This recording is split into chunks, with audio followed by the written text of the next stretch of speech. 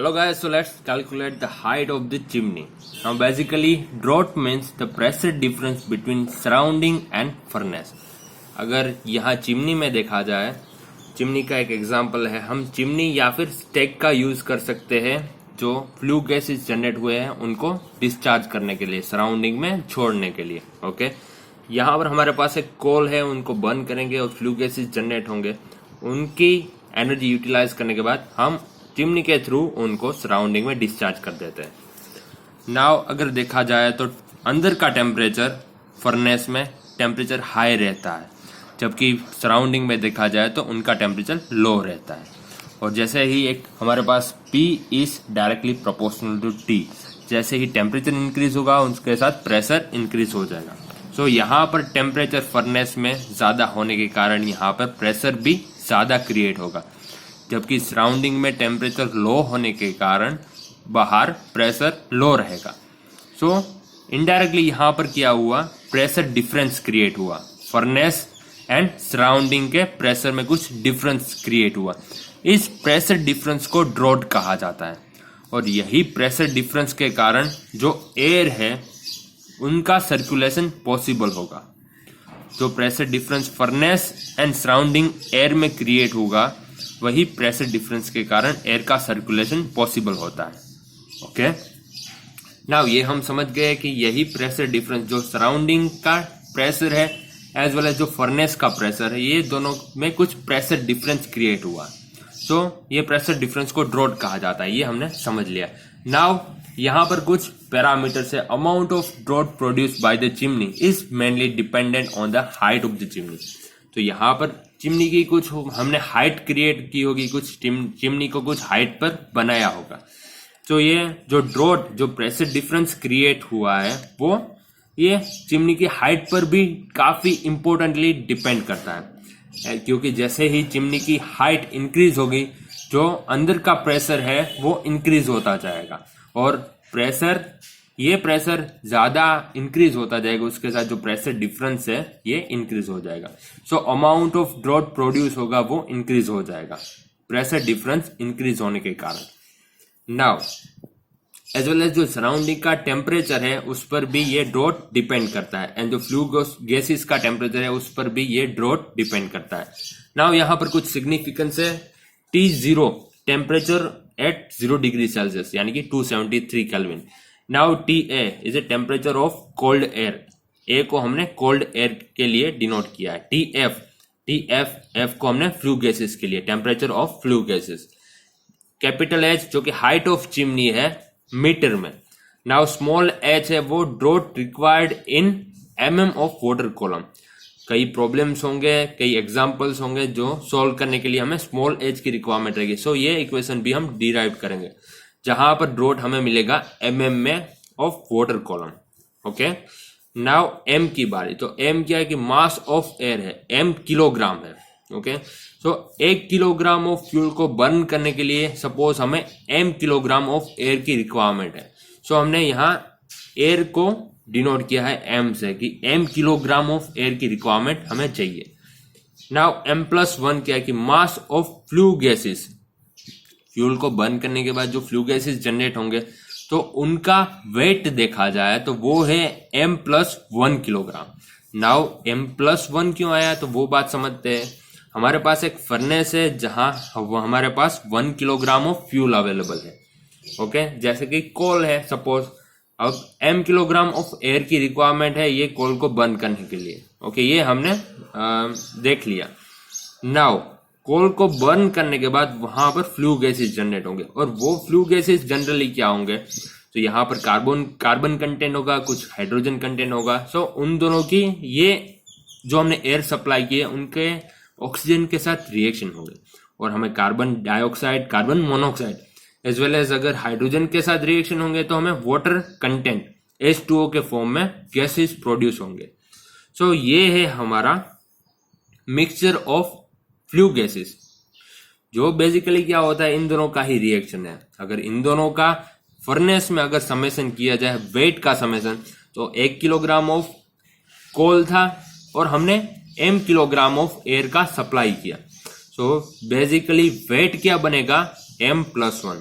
जो flu gases generate होंगे वो बेसिकली क्या होंगे, किनकी रिएक्शन की मदद से मिलेंगे, तो वहां पर कुछ एयर होगी एज वेल एज कुछ फ्यूल था जिसको बर्न किया है। सो फ्लू गैसेस का वेट हो जाएगा m+1 किलोग्राम। ओके, क्योंकि मास तो कांस्टेंट रहेगा, जो हमने सप्लाई किया है वही मास एक्चुअल, भले ही कन्वर्जन वहां पर जो सॉलिड हमारे पास कोल अवेलेबल था उनका गैसियस फॉर्म में हो गया है कुछ रिएक्शन की वजह से, बट जो वेट रहेगा वो तो m+1 ही यहाँ इस चैम्बर में रहेगा। सो इसीलिए हमने m+1 कंसिडर किया है, क्योंकि जो फ्लू गैसेस होंगे वो कार्बन एज वेल एज जो ऑक्सीजन की जो रिएक्शन की मदद से ही मिलेगा, बट जो टोटल अगर यहाँ पर मास देखा जाए तो वो बनेगा m+1। फ्यूल, जो फ्लू गैसेस है mixture of gases produce by burning of fuel. Okay, हमारे पास एक आइडियल गैस लॉ है PV = mRT। सो पहले हम सिचुएशन देखते हैं एट NTP, एयर का वॉल्यूम हमें फाइंड करना है।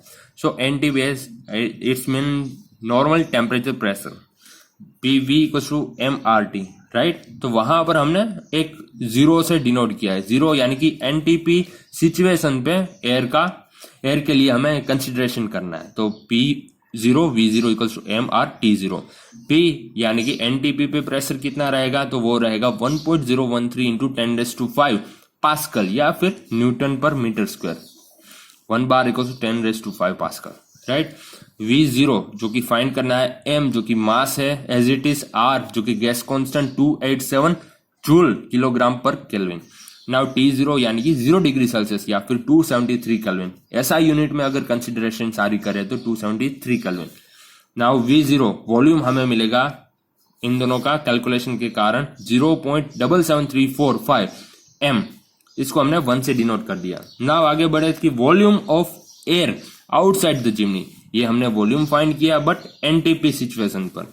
अब आउटसाइड द चिमनी के लिए देखा जाए तो टेम्परेचर वेरी होगा, तो चार्ल्स लॉ को हमने यहां इंट्रोड्यूस किया है।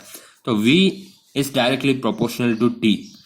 नाउ VA क्या है, कोल्ड एयर के लिए हमने बात कर रहे हैं, एंड 0 है तो वो NTP सिचुएशन पर कंसिडरेशन है। तो इन दोनों का कंपैरिजन करते हैं, VA/V0 = TA/T0। नाउ V0 है उसको इस तरफ हम जाने देते हैं, तो VA = V0 × TA/T0। Now V0 जिसकी वैल्यू अभी ही फाइंड की है हमने, वो वैल्यू हम यहां पर रख देते हैं। T0 क्या है, तो 273 केल्विन, तो एज इट इज यहां पर रख दी। सो ये सेकंड इक्वेशन है। नाउ अभी हमें डेंसिटी फाइंड करनी है, density of outside air, cold air की डेंसिटी क्या होगी, तो ρ = m/V, ρA for outside air के लिए m/VA, m as it is जो हमें फ्यूल को बर्न करने के लिए जो m किलोग्राम ऑफ एयर की रिक्वायरमेंट है। ओके, VA की वैल्यू हम यहां पर रख देते हैं। सो यहां पर m कैंसिल आउट हो जाएंगे और एक्चुअल जो ρA की वैल्यू मिलेगी वो है 352.98 समथिंग, जो कि नियरली 353/T1, जिसको हमने A से डिनोट कर दिया। सो डेंसिटी ऑफ कोल्ड एयर हमें मिल चुकी है। नाउ सिमिलरली हम और फ्लू गैसेस के लिए भी फाइंड कर सकते हैं। तो फ्लू गैसेस के लिए F को हमने कंसिडर किया है VF/V0 = TF/T0। नाउ VF जो कि हमें फाइंड करना है V0 को हमने इस तरफ जाने दिया, TF/T0। V0 की वैल्यू फर्स्ट इक्वेशन में से हमने ले ली। नाउ डेंसिटी फाइंड करते हैं, वॉल्यूम हमने फाइंड कर लिया, फिर density of hot flue gases. So ρ = m/V, ρF = m+1 जो मास ऑफ फ्लू गैसेस, हमने बात की थी कि मास ऑफ फ्लू गैसेस क्या है, वो एक्चुअल है जो फ्यूल को हमने बर्न किया है m किलोग्राम ऑफ एयर की मदद से। सो टोटल वेट जो फ्लू गैसेस का जनरेट होगा, वो फ्लू गैसेस बनेंगे तो उनका मास हो जाएगा m+1। Okay, so m+1 is the mass of the flue gases of in kilogram. Okay, 1 kilogram of fuel को बर्न करने के लिए। सो रो यानी कि 1 किलोग्राम ऑफ फ्यूल को बर्न करने के बाद हमारे पास m+1 of flue gases generate होंगे किलोग्राम में। नाउ ρ = m/V के बाद हमने यहाँ VF की वैल्यू रखी। सो इनका सॉल्यूशन कर हमें m+1/m 353/TF, TF यानी फ्लू गैसेस का टेम्परेचर, जिसको हमने B से डिनोट किया। नाउ बारी है, हमारे पास एक और इक्वेशन है P equals to rho G H. Okay, basically draught क्या है? ड्रॉट है pressure difference of surrounding air and flue gases का प्रेशर। सो यहां पर हमने delta P equals to pressure of surrounding air minus pressure of flue gases. Now rho G H air as well as flue gases के लिए हमें रखना है। Now जी यहां पर क्या है? तो वो है ग्रेविटी एक्सेलरेशन 9.8 मीटर पर सेकंड स्क्वायर। एच है वो चिमनी की हाइट है। सो यही चीज हमें यहां पर रखनी है, जो दोनों कांस्टेंट वैल्यूज हैं। Okay, so rho A cold air के लिए सबसे पहले density into G H minus rho F, तो फ्लू गैसेस के लिए डेंसिटी जी एच। अब जी एच दोनों कांस्टेंट वैल्यूज है फॉर एंड जी एच को हमने कॉमन निकाल दिया। So rho A minus rho F. Indirectly जो ड्रॉट है हमारा वो डेंसिटी डिफरेंस पर डिपेंड करता है। सो ये हमें बात यहां से पता चली। नाउ जी एच की बारी, तो रो जी एच को हमने रख दिया, रो ए की वैल्यूज रो एफ की वैल्यूज रख दी। सो यहां तक हम पहुंच गए। सो इन 353 को हमने कॉमन निकाल लिया बाहर। तो डेल्टा पी जो कि ड्रॉट है, जो ड्रॉट प्रोड्यूस होगा 353 into G into capital H height of the chimney 1/TA minus m plus 1/m 1/TF, जो कि न्यूटन पर मीटर स्क्वायर में। बट अगर एग्जाम में जो प्रॉब्लम्स हमें पूछा जाएगा तो वो mm ऑफ वाटर कॉलम में पूछा जाएगा। सो इसके लिए हमें एक अलग से इक्वेशन डिराइव करनी है। नाउ अगर देखा जाए तो 1 mm ऑफ वाटर कॉलम होता है 9.8 Newton per metre square. Okay, जो कि हमारे gravity acceleration g small g equals to 9.8 की वैल्यू सिमिलर है। नाउ तो हमें इनडायरेक्टली इन शॉर्ट यहाँ पर क्या करना है कि h जो कि हमारा है mm ऑफ वाटर कॉलम के लिए वैल्यू, जो हमने सिग्निफिकेंस यूज किया है। So h equals to delta p upon g। So हमने जो भी इक्वेशन डेल्टा p डिराइव्ड की है उसको g से अगर हम डिवाइड कर दे तो हमें स्मॉल h में हमारी इक्वेशन मिल जाएगी। ओके, एंड यही इसको ही कुछ इस तरह से करके p equals to h into g होता है, वो यहां से हम डिराइव कर सकते हैं। नाउ हमारे पास p का इक्वेशन था 353 इंटू h, यहां पर g अवेलेबल था small g। Okay, 1/TA minus m plus 1/m 1/TF।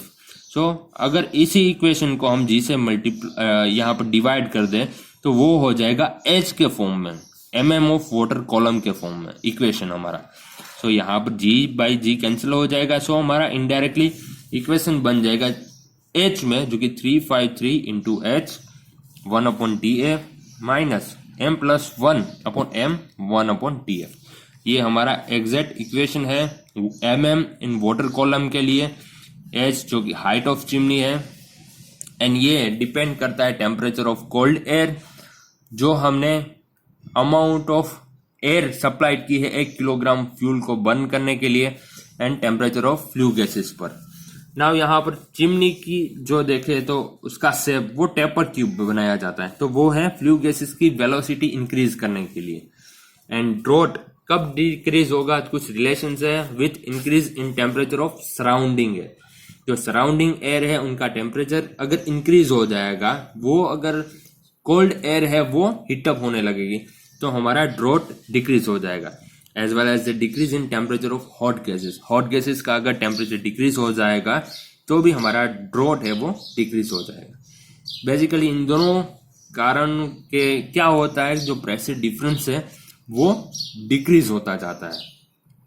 And pressure difference it means draught. So जैसे ही प्रेशर डिफरेंस है वो डिक्रीज होगा, उसके साथ जो अमाउंट ऑफ ड्रॉट है वो भी डिक्रीज होता जाएगा। सो एंड ये है हमारा इक्वेशन। आगे कई सारे प्रॉब्लम्स इनकी मदद से हमें सॉल्व करना है। Okay, and all the best guys.